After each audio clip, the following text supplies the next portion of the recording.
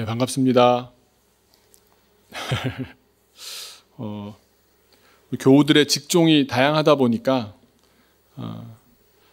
이게 코로나 1단계로 내려오면 다 같이 한 자리에 모여서 얼굴 뵐 수 있을 줄 알았는데, 또 이제 뭐 지자체에서 일하시는 분은 또 역학조사를 하셔야 되는 일이 있기도 하고, 또 의료계에 계시는 분들은 또 직접적인 관련이 없어도 오셨던 분의 가족 중에 누군가만 자가격리하는 상황이 되어도 또 조심한다는 차원에서 또 격리되시기도 하고, 그러다 보니까 한 자리에 이렇게 다 모이는 날이 언제가 될지 더욱 기다려지게만 됩니다.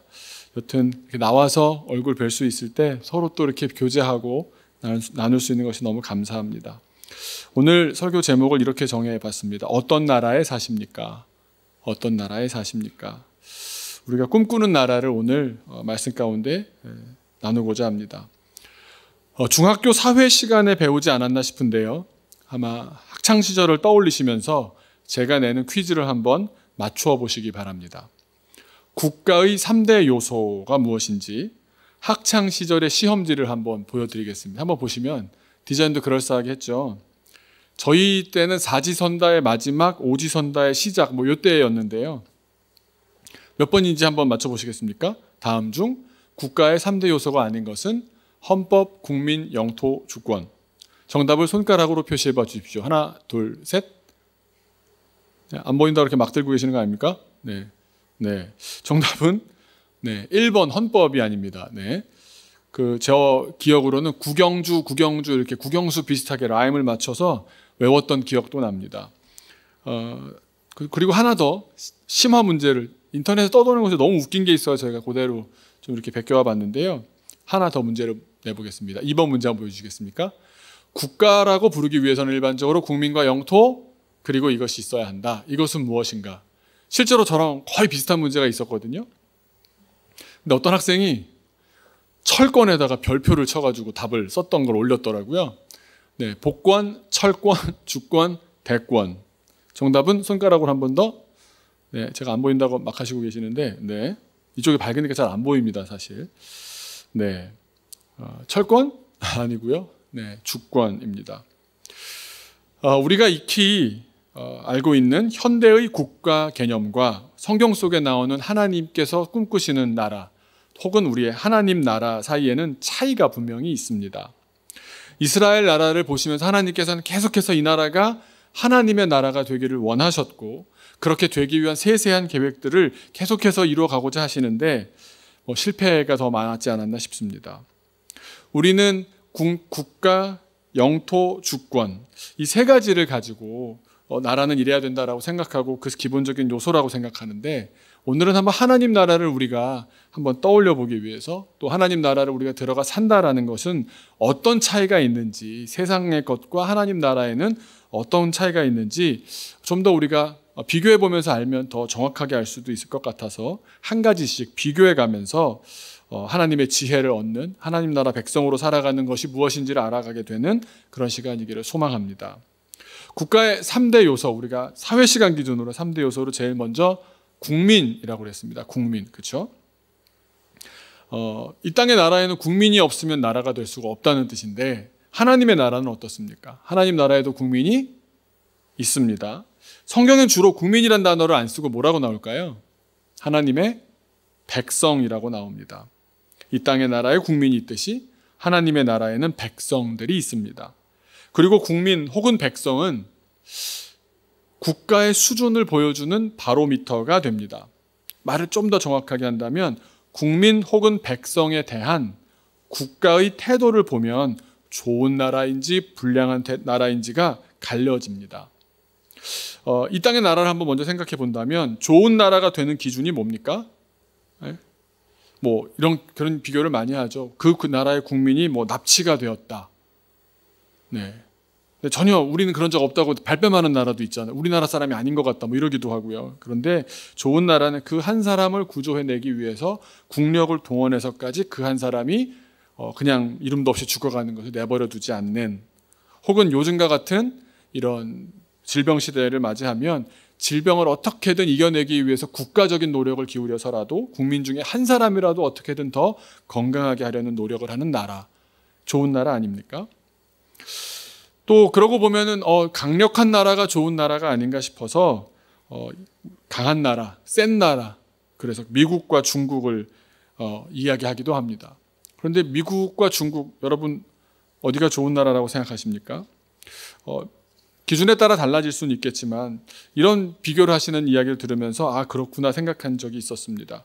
자기 주변에, 우리 주변에 나의 꿈과 우리의 자녀와 앞으로 나의 모든 인생을 위해서 미국으로 이민 간다는 사람은 있지만 중국으로 이민 간다는 사람은 보기가 어렵습니다. 그 이유가 뭘까요? 전체주의 국가에서 개인의 인권은 얼마든지 무시당하고 짓밟힐 수가 있기 때문입니다. 그러나 민주주의 국가에서 내가 이 나라의 주인이라고 생각하면서 살았던 사람들은 그런 시스템에 들어가기가 어려운 겁니다. 왜냐하면 내가 살았던 나라에 대한 진짜 자부심은 이 나라는 나를 가만두지 않아. 내가 어려움에 있어도 그냥 내버려 두지 않는다 라고 생각하게끔 하는 그 나라가 좋은 나라입니다. 그렇다면 하나님 나라는 어떻겠습니까? 한 사람의 가치에 대해서 어떤 기준을 갖고 있겠습니까? 한 사람에 대한 기준으로 가장 잘 나오는 비유가 바로 양을 치는 목자의 비유가 아닌가 싶습니다. 100마리의 양이 있는데 그 중에 한 마리가 길을 잃었을 때 한 마리 정도는 없어도 괜찮아가 아니라 그 한 마리를 찾아 나서는 그런 공동체가 하나님이 원하시는 국가입니다. 나아가 하나님의 나라는 한 생명을 위해서 주인이 자기 목숨을 바치는 나라입니다. 개인의 생명이 그 어느 세상 나라와도 비교할 수 없을 정도로 가장 크게 존중받는 나라입니다. 그래서 그 나라에서는 이 땅에서 좋은 나라라는 나라들이 자기 백성을 구조하고 치료하는 수준, 그걸 봐가면서 좋네 나쁘네 정도가 아니라 하나님의 나라는 그 백성들에게 영원한 안전과 평안을 보장해주는 그런 나라입니다. 우리가 자부심을 가져도 좋은 것은 우리가 바로 하나님 나라의 백성들이라는 사실입니다. 안 믿어지십니까? 저는 요즘 하루 1시간씩 산책을 꼬박꼬박 나갑니다. 제 인생의 웬 여유인가 싶은데 아무래도 코로나 기간에 만남이 줄어들다 보니까 하루에 1시간은 꼬박 나갔다 옵니다. 정확히 정해진 시간이 되면 그냥 몸이 움직이고 나가고 저희 집에서도 이제 나갈 시간이 되셨는데 왜 안 나가나 이럴 정도로 그냥 그게 일상이 되어버렸습니다. 근데 처음에는 살을 빼러 나간다라고 생각하며 나갔습니다. 건강하려고 나갔습니다. 그런데 지금은 즐거워서 나갑니다. 그 시간이 되면 가만히 있는 게 불편합니다. 제가 깊은 데로 나아가고 깊은 맛을 보고 있다는 사실을 저도 매일 같은 일상을 반복하다가 깨달았습니다. 다들 지금 이 시기를 어렵게 보내고 계시지 않습니까? 코로나 기간 중에 목회도 쉽지 않습니다. 그래서 교회가 교인을 걱정하는 시대가 아니라 교인이 교회를 걱정하는 시대가 됐습니다. 그러다 보니까 저 스스로 이렇게 자책하는 경우까지 갈 때도 있습니다. 그러면 자존감이 이렇게 떨어지죠. 그런데 그 길을 걷다 보면 늘 걷는 길이 한 80%는 똑같은 코스를 가고 20%만 조금 다른 골목으로 들어가 보고 이렇게도 가보고 하는데 멋진 산으로 들어가는 것도 아니고 그냥 동네 마을길을 이렇게 걷습니다.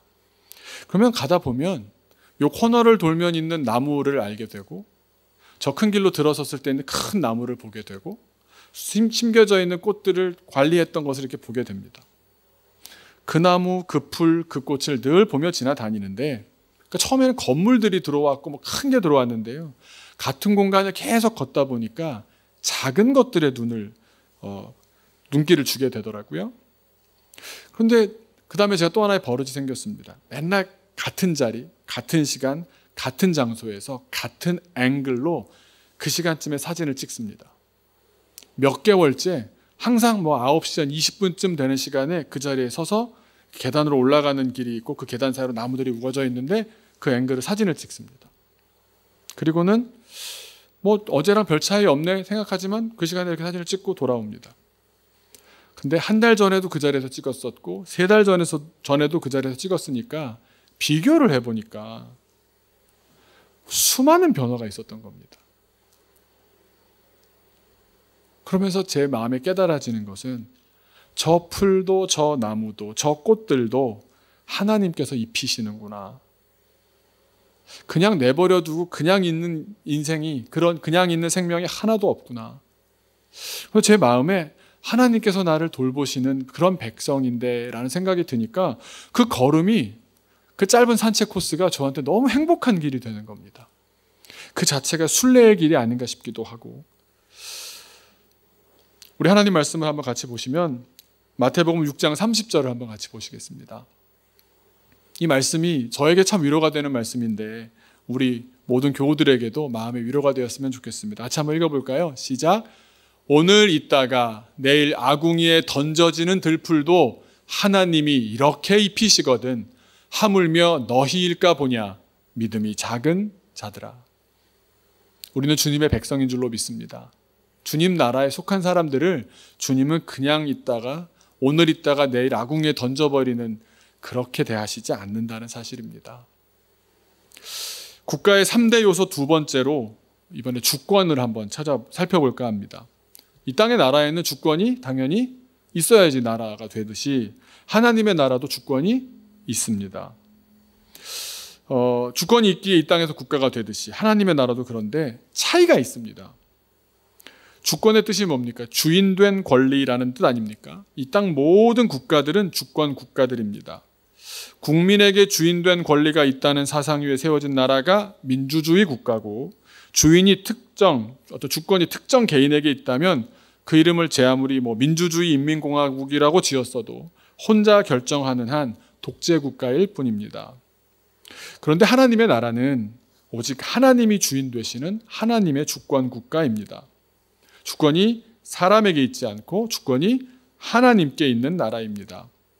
그래서 성경을 보면 하나님과 사람이 갈등을 일으키는 경우에 종종 그런 갈등을 겪다 보니 인간의 바닥에 깔린 욕망이 드러나고는 합니다. 사람들의 욕망이 무엇입니까? 높아지고 싶어 합니다. 왕이 되고 싶어 합니다. 결정권을 갖고 싶어 합니다. 유사일에 인간은 자기 결정권의 주인공이 되고 싶어 했습니다. 그리고 누군가가 강력하게 나는 이렇게 살 거야 라고 말하면 사람들은 어떻게 반응합니까? 어떤 사람이 목을 핏대를 세고 얘기를 하면 옳고 그름을 따지기보다는 저 사람 저렇게 얘기하면 나는 피해줘야지 라고 하면서, 요즘 세상이 더더군다나 그런 것 같습니다. 민주주의다 보니까 누군가 크게 얘기하면 그냥 갈등을 겪지 않으려고 합니다. 발을 뺍니다. 그래서 그걸 또 어른들은 다음 세대들에게 세상 사는 지혜라면서 피해버리고 상대하지 말고 그냥 그 사람 그렇게 살게 내버려 두고 너는 네 인생 살라고, 우리가 자기 결정권을 그렇게 각자에게 허용하면서 서로에게 끼어들지 않으면 평화롭다라고 착각하기도 합니다. 문제는 그러다가 병든다는 점입니다. 하나님께서 만든 존재인 우리에게 각자 자기 결정권을 보장할 수 있겠지만 아직 어리숙하고 아직 나 자신을 객관적으로 보는데 한계가 있는 우리가 자기 결정권만 가지면 다 평화롭다고 생각하다가도 자기 결정권을 가졌다가 자기 인생을, 세상을 망치는 경우가 참 많습니다. 과연 인간에게 자유를 주었을 때, 인간에게 주권을 주었을 때 이 세상은 더 나아지던가요? 성경은 냉엄하게 선포합니다. 너희는 죄인이라고. 우리가 죄인이라고 일말의 타협도 없이 단언하십니다.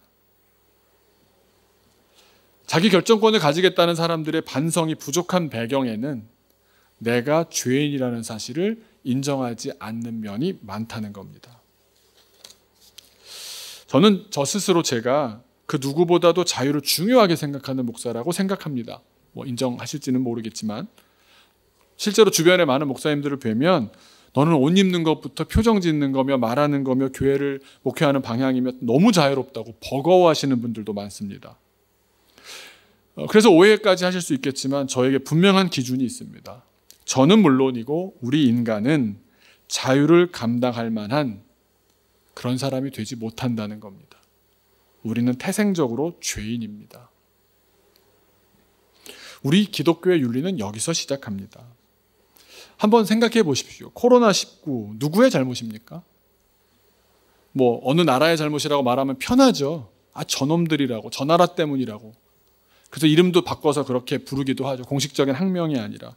누군가를 한 사람을 나쁜 사람 만들어버리면 속은 편할 수 있을지 모르겠습니다. 그런데 결과적으로 우리 인류의 잘못 아닙니까? 우리가 자초한 문제 아닙니까? 이런 문제가 벌어지고 나서 여기에 또 대응을 한다고 대응하는데 우리 인간의 대응은 또 얼마나 단순한지 모릅니다. 일회용품 사용이 급증하고 있죠. 지구가 살금살금 멍들어가고 병들어가고 있지 않습니까? 그러면 우리가 반성합니까? 자성하면서 나아지던가요? 인간은 내가 당장 불편하고 손해보며 사는 것을 감수하지 못합니다. 슬픈 예견이지만 우리는 결국 지구를 망칠 겁니다. 인류를 망칠 겁니다. 질서를 파괴할 겁니다. 우리에게 주신 자유를 어떻게 사용하느냐, 내가 어떤 사람인지를 깊이 반성하면서 나는 죄인인데, 이기적인데, 욕망에 휩싸이면 객관성을 얼마든지 잃어버릴 수 있는 사람인데, 그래서 우리는 창조주 앞에 겸손해야 합니다. 우리는 하나님의 질서와 하나님의 법칙으로 만들어진 설계 안에 있습니다. 우리가 어떤 물건을 사고 제품 사용 설명서를 보면 이런 표현을 보게 됩니다. 반영구적. 제가 참 하나님을 이해하는 데 큰 단서가 되었던 단어입니다. 반영구적이라는 말은 설계도대로, 설명서대로 쓰면 영구적으로도 쓸 수 있다라는 말 아닙니까? 근데 왜 반만 영구적이겠습니까? 조건적인 겁니다. 쓰는 사람의 목도 있다는 겁니다. 만든 사람만 잘 만들어서 되는 게 아니라 쓰는 사람도 잘 써야 된다는 겁니다. 하나님께서는 우리를 반영구적으로 만드셨습니다. 이 세상을 반영구적으로 만드셨습니다. 어찌 보면 어떤 학자들은 그러죠. 기후변화에 대해서 여러 문제에 대해서도 아니 인간들이 잘 협약을 맺고 그대로 잘 지키면 얼마든지 지구에는 자원이 넘쳐난다고. 그런데 지금 다른 편에서는 또 뭐라고 얘기합니까? 전혀 다른 이야기를 같이 하고 있지 않습니까? 우리에게 자유를 주시면서 넉넉히 살 수 있는 공간을 주셨지만 우리의 욕망은 지구 하나 정도는 얼마든지 날려먹을 수 있습니다. 그래서 해마다 그런 걱정하는 분들이 모여서 그런답니다. 올해 패턴으로라면 10년 안에 지구가 몇 개가 더 필요할 건지를 계산하는 분들이 있더라고요. 이 정도로 소비한다면 지구가 8개 있어야 된다, 12개 있어야 된다, 그거를 계산하는 분들이 있더라고요. 우리의 욕망이 지구보다 훨씬 큰 것 아닙니까? 우리의 죄성은 지구 하나 정도는 얼마든지 더럽힐 수 있는 사람들 아닙니까? 하나님께서는 우리에게 자유를 주시면서 어떤 마음이셨겠습니까? 그 자유를 가지고 악한 일을 하지 않고 스스로 사랑을 선택함으로써 주님이 누리는 자유에 그 책임 있는 자유를 우리 피조물들도 누리기를 원하셨습니다. 주님은 우리 인간을 사랑하셔서 자유를 주셨고 이제 인간은 주님의 깊은 뜻을 깨달아 스스로 주님을 닮기로 결정해서 자기를 내려놓고 세상을 섬기고 살아가는 사랑에 이르기를, 그 사랑을 선택하기를, 사랑으로 살기를 결정하기를 주님이 원하시는 겁니다.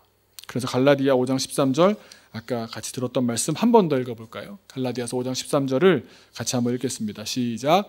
형제들아 너희가 자유를 위하여 부르심을 입었으나 그 자유로 육체의 기회를 삼지 말고 오직 사랑으로 서로 종노릇하라.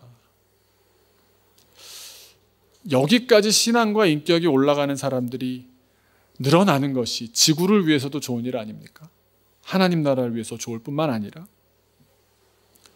이런 관계에 이르는 것이 결국 하나님의 주권이 인정되는 가장 아름다운 길이고 내가 내 인생의 주권을 하나님께 올려드리는 길인 줄로 믿습니다. 우리의 육신은 앞으로도 이 땅에 살겠지요. 하지만 이 생과 내생의 모든 내 삶의 주권은 주님께 있는 것을 고백해야 합니다. 오늘 그 그림을 한번 보시겠는데요. 엠마오로 가는 두 제자 사이에 예수님의 모습입니다. 저 그림을 보면 그런 생각이 듭니다. 예수님이 이렇게 좀 우악스럽거나 일방적이라거나 강력하다는 느낌이 아니라 예수님인지도 모르고 엠마오로 가는 두 제자가 그냥 걸어가고 있는 사이에 오셔서 친구처럼 이야기 나눠주시는 겁니다.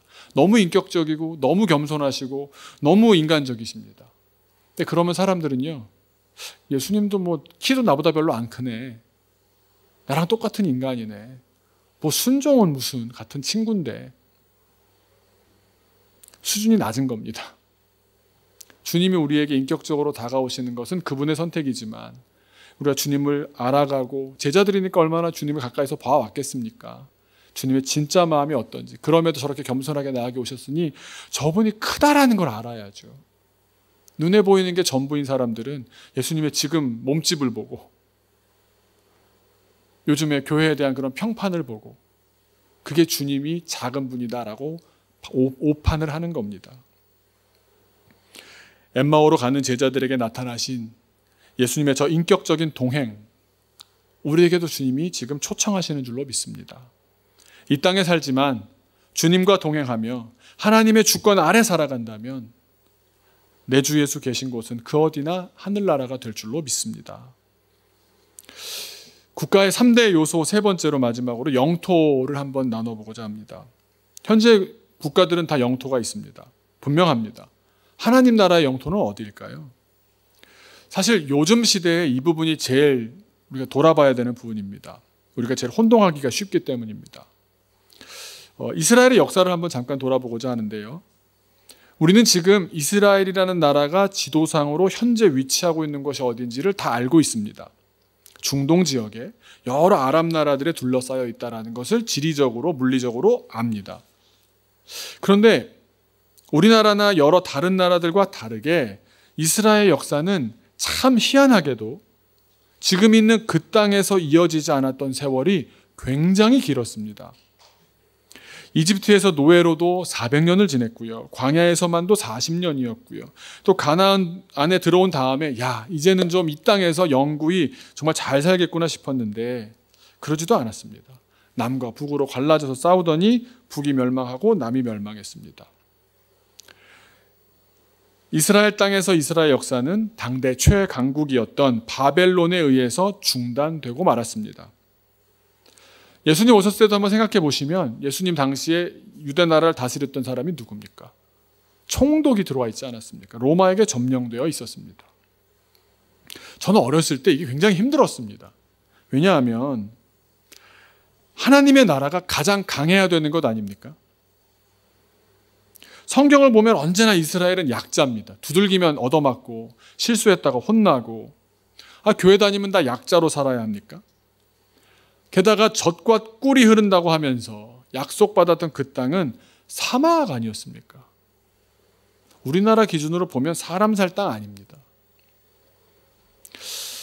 그러고 보면 잘못된 것은 하나님의 은혜와 복에 대한 우리의 생각 아닙니까?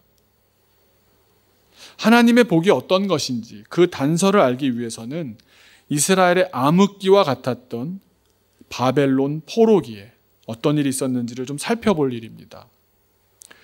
아까 말씀드린 대로 이스라엘의 역사가 이스라엘이라는 지리적인 공간에서 이루어지지 못하고 포로라는 신분으로 바벨론에서 이어지던 시기였습니다. 엄청난 인구들이 포로가 되어서 3차에 걸쳐서 바벨론으로 끌려갑니다. 첫 번째로 많은 귀족들이 끌려갔고 그때 끌려간 사람이 다니엘과 세 친구였습니다. 두 번째로 아예 왕과 지도자와 기술자들을 끌고 갔습니다. 그리고 다른 왕을 세웠죠. 그리고 마지막 세 번째, 아예 나라가 송두리째 무너집니다. 유다의 마지막 왕이었던 시드기야 왕이었을 텐데요. 이때 예루살렘 성도 성전도 다 파괴됩니다. 성물들도 약탈되었습니다. 이제는 진짜 폐허였습니다. 게다가 남아있던 마지막 왕족, 귀족, 학자 등 식자층들은 남김없이 포로로 끌려갑니다. 이제 예루살렘에는 역사를 이어갈 만한 능력이 되는 사람은 단 한 명도 남아있지 않았습니다. 그 화려한 솔로몬 성전도 이때 바벨론의 침입으로 건물이 파괴되었습니다. 1000년의 역사가 그렇게 마감되었습니다.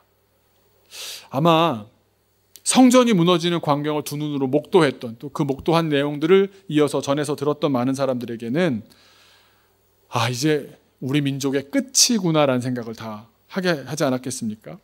모든 것이 끝났다 라고 생각했을 겁니다. 그런데 어떤 일이 벌어졌느냐? 모든 것의 끝이 아니라 모든 것의 시작이었습니다. 이제부터 시작될 놀라운 역사에 이제 첫걸음을 내딛었을 뿐이었습니다. 유대인들은 실제로 포로로 잡혀가서는 성전은 구경도 하지 못했습니다. 오죽하면 다니엘이 어떻게 했습니까? 수천 킬로 떨어진 예루살렘 성전 방향으로 난 창문을 열고 거기서 기도했습니다. 그 왜 그랬겠습니까? 가볼 수가 없으니까. 아니, 아예 없어졌으니까. 뭔가 방향을 잡기는 잡아야겠는데 그저 신앙생활했던 그 예배했던 자리로 마음을 향했을 뿐입니다. 물리적인 성전이 없어지자 그들이 어떻게 변했느냐? 마음을 하나로 모으며 마음을 세우기 시작했습니다. 그때부터 놀라운 일이 벌어졌습니다. 내 안에 성전이 세워지기 시작하니까 역사가 벌어지는 겁니다.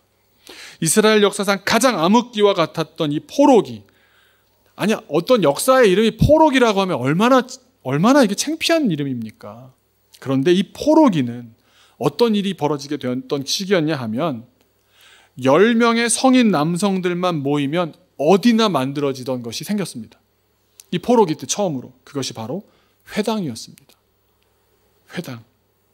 지금도 전 세계 어디에 가보십시오. 지도를 보시면 유대인 Jewish Synagogue라는 게 있습니다. 어디에나 유대교 회당이 다 있습니다. 포로로 지냈을지언정 어떻게든 집회와 신앙의 자유를 얻어내어서 모여서 적은 인원이라도, 숫자가 중요한 게 아니고 그런 의식이 중요한 게 아니고 예식이 중요한 게 아니고 차려놓을 수 있는 무슨 어떤 성전 기물들이 중요한 게 아니고 모여서 사람들이 말씀을 읽고 듣고 나누고 토론하면서 회당 모임을 가졌습니다. 그게 무려 지금까지 2500년을 존속하고 있던 겁니다. 성전에서의 천년간의 예배와 하나님께서 이들을 흩으셨을 때 그들이 어딜 가든지 하나님의 패에 나아갔던 2500년, 하나님의 역사와 인도하심이 있는 것 아닙니까? 하나님 나라의 영토는 예루살렘도 아니고 솔로몬 성전도 아닙니다. 누가복음 17장을 보시면 예수님과 바리새인의 대화가 나오는데 여기에 바로 이런 가르침이 등장합니다. 20절을 보시면 바리새인들이 하나님 나라가 어느 때에 임하느냐고 묻습니다. 바리새인들이 예수님께 하나님의 나라가 언제 어떤 일정 시점에 임하시는 거지요? 그게 언제입니까? 묻습니다. 예수님께서 뭐라고 대답하시는지 아십니까? 예수께서 대답하여 이르시되 하나님의 나라는 볼 수 있게 임하는 것이 아니다. 물리적으로 임하는 것이 아니다. 또 여기 있다 저기 있다고도 못한다. 장소적인 개념도 아니다. 그러면서 하시는 말씀이 하나님의 나라는 너희 안에 있느니라 말씀하십니다. 시간과 장소를 묻는 질문에 대한 대답인데 시점을 확정해 줄 수 있는 어떤 일정 시점에 어느 장소에 오시는 게 아니라 우리 마음에 오신다는 겁니다. 동문서답 같으십니까? 그 말씀은 하나님의 주권이 미치는 곳이라면 그 어디든 하나님의 나라라는 말씀입니다. 성전에 가야지만 은혜를 받는다고 생각했습니다. 성전에 1년에 3번씩 남자들은 자기를 보여야 하고 그럴 때 어떤 예물을 드려야 하고 그것이 우리가 해야 될 예배라고 생각했습니다. 그런데 그것이 아니라 우리가 더 스며들어서 물처럼 액체적인 교회라는 표현도 있지만 스며들어서 허락된 시간에 감사하며 주님을 향하는 그 마음이 세워져야 그곳이 하나님 나라라는 겁니다. 우리의 마음도 하나님께서 다스리시고 하나님의 말씀에 대한 순종이 일어나면 그곳이 하나님의 나라가 되는 줄로 믿습니다. 오늘 세상 나라에 대한 이해를 기반으로 하나님 나라의 3가지 요소를 한번 나누어 보았습니다. 우리가 살고 있는 하나님 나라가 또 우리가 앞으로 살고자 하는 하나님 나라가 어떤 나라인지를 깊이 깨달았으면 좋겠습니다. 그리고 나아가 우리의 교회를 그렇게 하나님의 나라로 세워갔으면 좋겠습니다. 지금 하나님의 영토는 어떻습니까? 온라인으로까지 확장되었습니다. 어떤 학자들이 그런 얘기를 하더라고요. 1차 팬데믹이 터진 다음에 전 세계에서 이렇게 짧은 기간에 온라인 교회가 세워진 역사가 없다는 겁니다. 많은 분들은 이 현상을 보면서 뭐라고 말씀했냐 하면 교회가 문을 닫기 시작했다. 교회 예배를 못한다 라고 생각했는데 몇 개월을 더 지나서 학자가 돌아보니 각 교회마다 교회를 하나씩 더 개척했다는 겁니다. 온라인상으로 교회들이 세워지고 모이고 더 중심으로 주님을 만나고자 하는 노력들이 스스로에게 도전으로 다가와서 그 시간을 구별하고 내 장소를 구별해서 우리 집도 예배당으로 나의 시간도 주님과 만나는 시간으로 구별하기 시작하면서 그곳이 예배당이 되는 겁니다. 하나님의 영토는 온라인으로까지 확장되었습니다. 우리는 오프라인이 끝났다라는 것에 절망하고 있었을지 모르지만 온라인의 시작이라고도 볼 수 있는 것입니다. 우리가 익숙하지 않았을 뿐이지 온라인까지 사람들의 마음에 더 지금 큰 영향을 미치는 온라인으로까지 주님께서 하나님의 나라를 열어가고 계시는 것 아닙니까?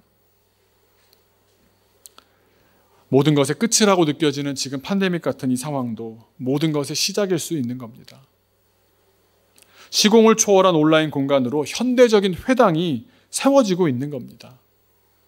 똑같은 것은 여러분의 마음이 오프라인에 있던 온라인에 있던 주님을 향해서 어떻게 드려지고 있느냐 하는 것 아닙니까? 그 영토까지, 온라인의 영역까지, 교회를 나오면 좋은 교인이고 뭐 집에서 예배드리면 안 좋은 교인이고 전혀 그런 것 없습니다. 주님이 원하시는 게 그겁니까? 주님이 원하시는 것은 그 영토까지, 온라인 영토까지 하나님 나라가 되도록 우리의 삶이 하나님의 주권에 순종하며 그 나라 백성이 되어서 그 주권이 내 마음, 우리 삶의 공간까지 그 주권이 미치게 될 때, 그 주권으로 다스려질 때 하나님 나라는 진정으로 우리 안에 이루어질 줄로 믿습니다. 저는 하나님의 나라를 기다리며 삽니다. 그래서 하나님의 나라가 그 사람에게 임했다라고 할 때 하나님이 주시는 은혜가 있습니다. 저는 저 혼자 생각에 그렇게 길을 걸으면서 그 들풀을 보면서 혼자 은혜 받고 혼자 걸으면서 막 걷다가 웃다가 뭐 별짓을 다 하고 있는데요. 그게 저한테는 순례의 길이고 은혜의 길입니다. 그런데 그러면서 제 마음속에 내 안에 꼭 하나님의 나라가 임하시는 것 같다는 느낌을 받거든요. 그럴 때 어떤 일이 벌어지는지 아십니까? 마태복음 6장 10절을 한번 같이 봤으면 좋겠습니다. 우리가 잘 아는 주기도문 구절인데 이렇게 해석해 봤습니다. 하나님의 나라가 임하시며, 그럼 어떤 일이 벌어집니까? 뜻이 하늘에서 이루어진 것 같이 땅, 그 영역에서도, 그 영토에서도, 내 마음에서도 이루어질 것입니다. 저는 이 부분에서 아멘을 할 거라고 생각했습니다. 우리가 하나님의 나라를 이루는 사람이 되고 우리 마음을 하나님의 주권이 통치하시는 영토가 되게끔 그렇게 살아가는 주님의 백성이 된다면 세 가지 요소가 다 충족이 되는 거지 않습니까? 그러면 우리의 삶을 통해서 하나님의 뜻은 이루어질 것입니다. 순서를 잘 생각해 보십시오. 내가 이런 뜻을 이루겠어! 내가 결정하는 게 아닙니다. 내가 먼저 하나님 나라 되는 겁니다. 내 마음이 하나님 나라가 되는 겁니다. 그리고 그런 하나님 나라를 꿈꾸는 사람들이 모여서 교회가 되면 작던 크던 그 공간, 그 눈에 보이는 공간이 아니라 하더라도 그 사람을 만나면서 하나님 나라를 경험한다면 최고의 교회가 되지 않겠습니까? 하나님의 도전은 지금 여러분의 가정까지 임하시는 줄로 믿습니다. 오히려 감염병 때문에 서로가 보지 못할 때 진짜 내 모습이 보여지지는 않습니까?